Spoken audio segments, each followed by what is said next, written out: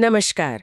आज हम एक ऐसी मशीन पर थोड़ी विस्तार से बात करेंगे जो अक्सर हमें दिखती तो है, पर शायद हम उस पर इतना ध्यान नहीं देते।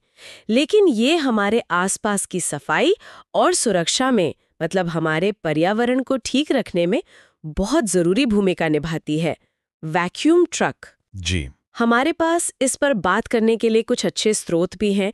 एक तो मैस्पॉट पंप्स का वीडियो ट्रांसक्रिप्ट है जो रखरखाव यानी मेंटेनेंस पर काफी फोकस करता है। और दो आर्टिकल्स भी हैं जो बताते हैं कि भाई ये ट्रक काम कैसे करते हैं और कहाँ-कहाँ इस्तेमाल होते हैं। बिल्कुल। तो आज का अपना इरादा है इन वैक्यूम ट्रकों को ठीक से समझना, कैसे चलते हैं, मेन पुर्जे क्या हैं, कितने टाइप के होते हैं, कहाँ काम आते हैं, और हाँ, सबसे जरूरी, इनका सही रखरखाव कैसे हो ताकि ये लंबे टाइम तक बढ़िया काम करें। चलिए शुरू करते हैं। बिल्कुल। और ये वैक्यूम ट्रक, जैसा आपने कहा, हैं तो बड़े काम के, पर इन्हें उतनी पहचान नहीं मिलती। मतलब इंडस्ट्रियल वर्ल्ड के अनसंग हीरोज हैं ये। बाहर से देखने में शायद सिंपल लगे, पर इनकी इंजीनियरिंग और इनकी जो कार्य क्षमता है वो काफी प्रभावशाली है। और हाँ, रख रखाव तो इनकी लंबी उम्र और परफॉर्मेंस के लिए सबसे ज्यादा जरूरी है ही। तो सबसे पहले ये काम कैसे करते हैं? क्या ये बस एक बहुत बड़े पावरफुल वैक्यूम क्लीनर जैसे हैं? हाँ, एक तरह से कह सकती हैं, पर बहुत ज्यादा पावरफुल। इसके सेंटर में होता है एक वैक्यूम पंप।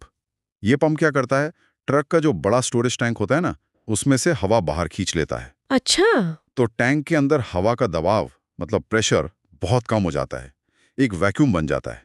फिर जैसे ही सक्शन होज, वो मोटा पाइप जिससे खींचते हैं, उसके वाल्व खुले जाते हैं, तो बाहर की जो ज्यादा प्रेशर वाली हवा है वो कम प्रेशर वाले टैंक की तरफ तेजी से दौड़ती है। और अपने साथ वो सारा सामान ले आती है जिसे हटाना है, जैसे पानी, कीचड़, मलबा। एग्जैक्टली, बिल्कुल सही। बाहर की हवा के साथ साथ वो मटेरियल, चाहे लिक्विड हो, कीचड़ हो या सूखी चीजें जैसे रेत, बजरी, वो सब दबाव बराबर करने के चक्कर में तेजी से टैंक के अंदर खिंच जाता है। और ये इतने पावरफुल होते हैं कि भारी चीजें भी उठा लेते हैं। कमाल है। और एक बार ये सारा सामान टैंक में आ गया फिर क्या? टैंक में जमा होने के बाद उस मटेरियल को या तो किसी ट्रीटमेंट प्लांट में ले जाकर खाली कर देते हैं, या कभी-कभी अगर जरूरत हो तो टैंक के नीचे लगे वाल्व से ही निकाल देते हैं। कुछ नए ट्रकों में तो टैंक के अंदर ही सॉलिड और लिक्विड को अलग करने का सिस्टम भी होता है। अच्छा। हाँ, उससे डिस्पोजल और आसान हो जाता है। आपने पंप की बात की, वो तो इस पूरे सिस्टम का जैसे दिल हुआ। उसकी सेफ्टी कैसे पक्की करते हैं, खासकर जब लिक्विड वगैरह के साथ काम कर रहे हो? बिल्कुल सही पॉइंट है। पंप ही तो सब कुछ है और उसकी सुरक्षा सबसे जरूरी है। जैसा कि मैस्कोट वीडियो में बताया गया है, ज्यादातर ये रोटरी वेन वैक्यूम पंप होते हैं। ये बेसिकली तेल से चलने वाले एयर पंप हैं। इनमें अगर किसी भी तरह का लिक्विड चला गया तो वो पंप के लिए बहुत बुरा है। हम्म। अगर लिक्विड पंप में घुस जाए, इसे कैरी ओवर कहते हैं, तो बड़ी दिक्कत हो जाती है। ना सिर्फ पंप खराब हो सकता है, बल्कि फिर वो स्क्रबर, एयरलाइन सब साफ करना पड़ता है। उसमें फालतू का खर्चा और टाइम लगता है। तो ये कैरी ओवर को रोकने के लिए क्या तरीके होते हैं? ये तो बड़ा रिस्क लगता है। हाँ, रिस्क तो है, पर डिजाइन में इसका पूरा ध्यान रखा जाता है। सेफ्टी के कई लेयर होते हैं। पहला है प्राइमरी शट ऑफ। ये आमतौर पर टैंक के बिल्कुल ऊपर लगा होता है। हम्म। इसमें एक फ्लोट बॉल होती है। जैसे जैसे टैंक में लिक्विड का लेवल बढ़ता है, ये बॉल ऊपर उठती है अच्छा।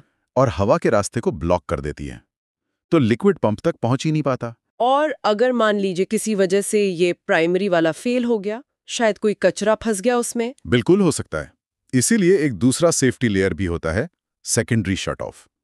इसे स्क्रबर भी कहते हैं। ये प्राइमरी और पंप के बीच में लगा होता है। ओके। अगर प्राइमरी काम ना करे, या मान लीजिए टैंक में सामान जोर से हिला, स्लॉशिंग हुई और कुछ लिक्विड आगे बढ़ गया, तो ये स्क्रबर हवा से उस बचे कुचे लिक्विड को भी अलग कर देता है। इसमें भी एक फ्लोट सिस्टम होता है। और जैसा स्रोत बताते हैं, प्राइमरी के जाम होने के चांस ज्यादा होते हैं, तो ये सेकेंडरी बैकअप पंप को बचाने के लिए बहुत बहुत जरूरी है। तो मतलब डबल सेफ्टी हो गई लिक्विड को रोकने के लिए। क्या पंप तक पहुंचने से पहले हवा को और भी साफ किया जाता है, धूल वगैरह के लिए? हाँ, बिल्कुल। सेकेंडरी शट ऑफ के बाद आता है प्री फिल्टर। इसमें एक जाली जैसा फिल्टर होता है, स्टेनलेस स्टील का। इसे धोकर दोबारा यूज कर सकते हैं। इसका काम है हवा में जो बारीक कण है, धूल है या छोटा मोटा मलबा, उसे रोकना, ताकि वो पंप के अंदर जाके उसके पुर्जों को घिसा ना दे। आप समझ लीजिए जैसे गाड़ी के इंजन का एयर फिल्टर होता है ना, वैसा ही कुछ। समझ गए। तो हवा इन सब सेफ्टी लेयर से गुजरकर पंप में गए। पंप से निकलने के बाद क्या होता है हवा का? पंप से जो हवा निकलती है उसमें थोड़ा बहुत वो तेल मिला होता है जो पंप को लुब्रिकेट करता है। तो ये हवा और तेल का मिक्सचर जाता है ऑयल कैच मफलर या ऑयल सेपरेटर में।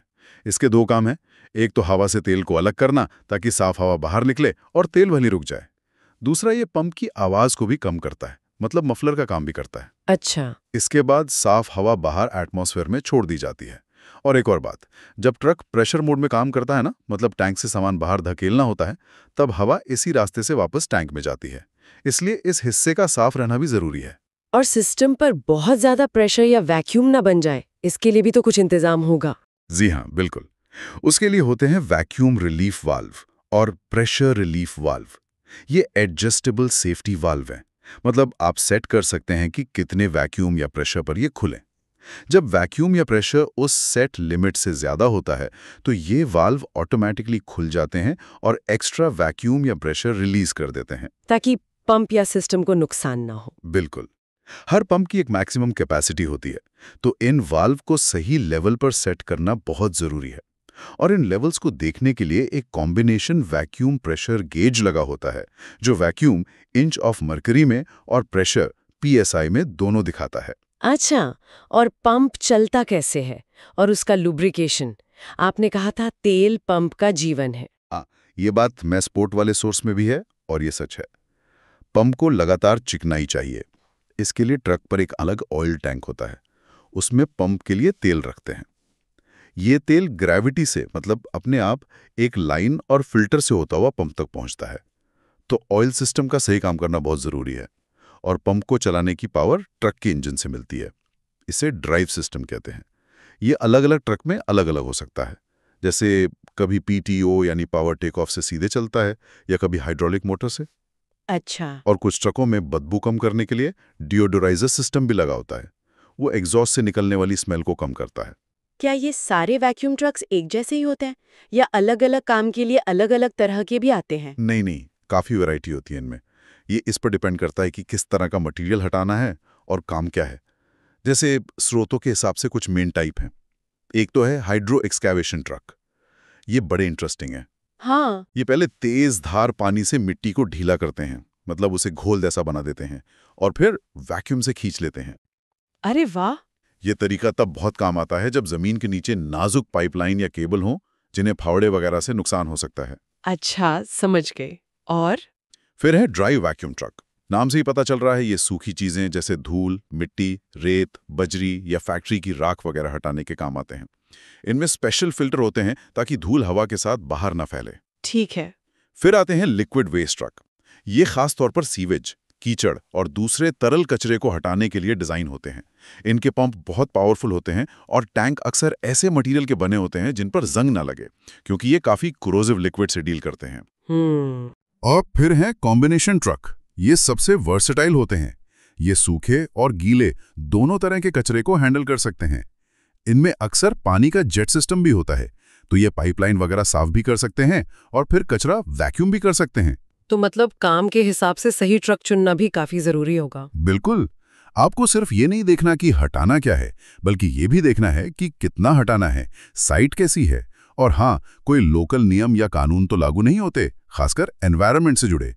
सही ट्रक चुनने से काम सेफ भी रहता है और इफेक्टिव भी। और इनका इस्तेमाल कहाँ-कहाँ होता है? ये तो वाकई बड़े काम की चीज लगते हैं। हाँ, यूज तो बहुत है इनके।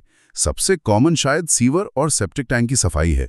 ये टैंकों और पाइपों से जमा हुआ गाढ़ा कचरा निकालते हैं ताकि सिस्टम ब्लॉक ना हो। हाँ, ये तो देखा है। फिर जमीन के नीचे खुदाई और मरम्मत में, खासकर वो हाइड्रो एक्सकवेशन वाले, बिना चीजों को तोड़े मिट्टी हटाकर पाइप या केबल तक पहुंचना आसान बनाते हैं। कंस्ट्रक्शन साइट की सफाई में बहुत काम आते हैं। वहां जो भारी मात्रा में मलबा निकलता है उसे हटाने में। पर्यावरण की सफाई में भी, जैसे तूफान के बाद नालियां साफ करना या कहीं कोई तेल वगैरह फैल गया हो उसे साफ करना।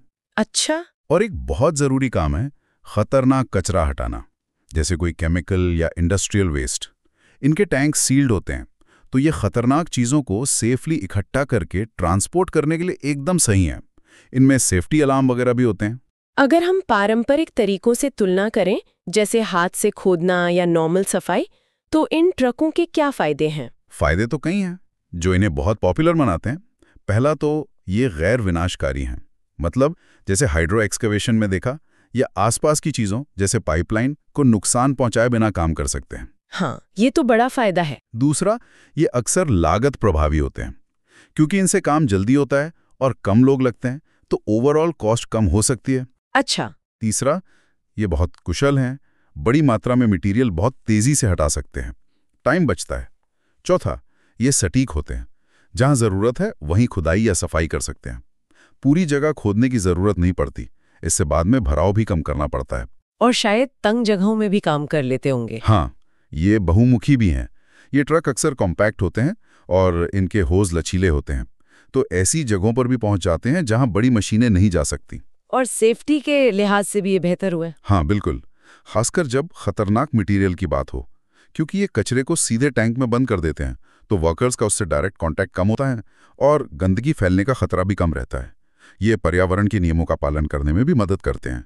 पर हाँ, ऑपरेटर को फिर भी सेफ्टी गियर पहनना और सारे प्रोसीजर फॉलो करना तो जरूरी है ही। ठीक है, अब आते हैं सबसे अहम हिस्से पर, रख रखाव यानी मेंटेनेंस। मैसपोर्ट वाला सोर्स इस पर बहुत जोर दे रहा था। ऐसा लगता है कि ये वो चीज़ है जिसे लोग अक्सर टाल देते हैं।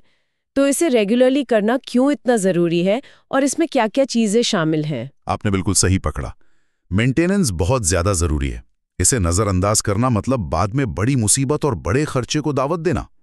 ये सिर्फ मशीन को चालू रखने की बात नहीं है, ये ऑपरेटर की सेफ्टी, मशीन की लंबी उम्र और उसकी परफॉर्मेंस सबके लिए जरूरी है। और जैसा स्रोतों में बताया गया है, इसे हम 3 हिस्सों में बांट सकते हैं: रोज की जांच, हफ्ते की जांच और महीने की जांच। रोज क्या देखना होता है ट्रक चलाने से पहले? हाँ, डेली चेक्स वो हैं जो हर बार इस्तेमाल से पहले करने चाहिए। इनका मेन मकसद ये पक्का करना है कि पंप को तेल मिल रहा है और सेफ्टी सिस्टम ठीक से काम कर रहे हैं। इसमें आता है सबसे पहले तेल का लेवल चेक करना। ऑयल टैंक भरा होना चाहिए। कहते हैं नीला तेल यूज करें तो लेवल देखना आसान होता है। अच्छा। फिर स्क्रबर और ऑयल कैच मफलर को खाली करना, ताकि उनमें जमा लिक्विड या तेल पंप में ना जाए। नीचे वाल्व होते हैं, उनसे हो जाता है। फिर रिलीफ वाल्व चेक करना, पंप को थोड़ी देर चलाकर देखना कि वैक्यूम और प्रेशर रिलीफ वाल्व सही सेटिंग पर काम कर रहे हैं या नहीं। कोई लीक वगैरह तो नहीं है पंप के आसपास, होज में, कनेक्शंस में। और बाकी जनरल सेफ्टी, सारे कैप ठीक से बंद हो, होज सही से लगे हों, टूल बॉक्स बंद हो। ठीक है, ये तो रोज की बात हो गई। हफ्ते में क्या एक्स्ट्रा करना पड़ता है? वीकली चेक्स थोड़े और डीप होते हैं। इसमें मेन चीजें हैं प्री फिल्टर की सफाई, वो जो हवा साफ करने वाला फिल्टर था ना, उसे निकाल कर साफ करना और देखना कि कहीं डैमेज तो नहीं है। अगर वो गंदा या ब्लॉक्ड होगा तो हवा ठीक से नहीं आएगी और पंप पर जोर पड़ेगा। हाँ, सही बात है। फिर ड्राइव सिस्टम का इंस्पेक्शन, मतलब जो चीज पंप को घुमाती है, कपलर, गियर बॉक्स वगैरह, उसे चेक करना कि कहीं घिसाव तो नहीं है, कोई नट बोल्ट ढीला तो नहीं, कोई लीक तो नहीं। अगर ड्राइव सिस्टम में प्रॉब्लम होगी तो पंप ठीक से चलेगा ही नहीं। और सोर्स हफ्ते में एक बार पंप फ्लशिंग की भी सलाह देता है, मतलब पंप के अंदरूनी हिस्सों को साफ करने के लिए। अच्छा, और फिर महीने में एक बार, वो तो काफी डिटेल में होता होगा। हाँ, मंथली चेक सबसे डिटेल वाले होते हैं। इनका मकसद उन पार्ट्स को देखना है जो टाइम के साथ खराब हो सकते हैं या जिनमें गंदगी जम सकती है। इसमें शामिल है शट ऑफ वाल्व का इंस्पेक्शन, वो जो प्राइमरी और सेकेंडरी शट ऑफ थे ना, उनके अंदर के पार्ट्स, बॉल, सीट, गैस्केट को चेक करना और साफ करना। इनमें अगर कचरा जम जाए तो ये ठीक से काम नहीं करेंगे। फिर सारे होज का इंस्पेक्शन, वैक्यूम वाले भी, प्रेशर वाले भी। सोर्स एक जरूरी बात बताता है कि होज बाहर से भले ही ठीक लगें, अंदर से तेल और गर्मी से खराब हो सकते हैं। अरे ना, और अगर वो अंदर से टूटने लगें तो उसके रबर के टुकड़े पंप में जा सकते हैं, तो होज को ध्यान से चेक करना जरूरी है। फिर वो जो साइड ग्लास होते हैं ना, जिनसे लिक्विड लेवल देखते हैं, उन्हें साफ करना, उन पे गंदगी जम जाती है। रिलीफ वाल्व और गेज को फिर से चेक करना कि वो सही काम कर रहे हैं। बेसिकली ये पक्का करना कि सारे सेफ्टी फीचर ठीक हैं और उनमें कोई टूट फूट या ब्लॉकेज नहीं है। तो कुल मिला के बात ये है कि रेगुलर मेंटेनेंस सिर्फ छोटी मोटी देखभाल नहीं है, बल्कि ये पूरे सिस्टम को भरोसेमंद और सेफ रखने की गारंटी है। बिल्कुल, स्रोतों से ये एकदम साफ है कि मेंटेनेंस को टालना मतलब परफॉर्मेंस खराब करना, बाद में बड़ी और महंगी रिपेयर करवाना और मशीन की लाइफ भी कम करना। ये जो डेली, वीकली, मंथली रूटीन है, ये एक तरह से आपके इस महंगी मशीन में जो इन्वेस्टमेंट है उसे प्रोटेक्ट करने जैसा है। तो हमने ये देखा कि वैक्यूम ट्रक सिर्फ टैंक वाली गाड़ियां नहीं हैं, ये तो इंजीनियरिंग का एक जटिल नमूना है। इनमें pump, valves, filters, safety system, सबका एक पूरा नेटवर्क होता है। ये कैसे काम करते हैं, इनके कितने अलग-अलग उपयोग हैं और खासकर इनका रेगुलर मेंटेनेंस कितना ज़रूरी है, ये सब समझना वाकई महत्वपूर्ण है। सही कहा। और एक बात सोचने वाली है भविष्य के बारे में। जैसे जैसे टेक्नोलॉजी आगे बढ़ रही है, क्या ये वैक्यूम ट्रक पर्यावरण को बचाने और वेस्ट मैनेजमेंट की जो चुनौतियां बढ़ रही हैं, उनमें और भी बड़ी भूमिका निभा सकते हैं? क्या हम आगे चलकर और ज़्यादा एफिशिएंट, शायद ऑटोमेटिक या रोबोटिक और एनवायरनमेंट के लिए और भी ज़्यादा सेंसिटिव वैक्यूम सॉल्यूशंस देखेंगे? ये सोचना वाकई दिलचस्प है कि इंडस्ट्रियल दुनिया की ये गुमनाम नायक कल क्या नया रूप लेंगे और क्या नया कमाल करेंगे।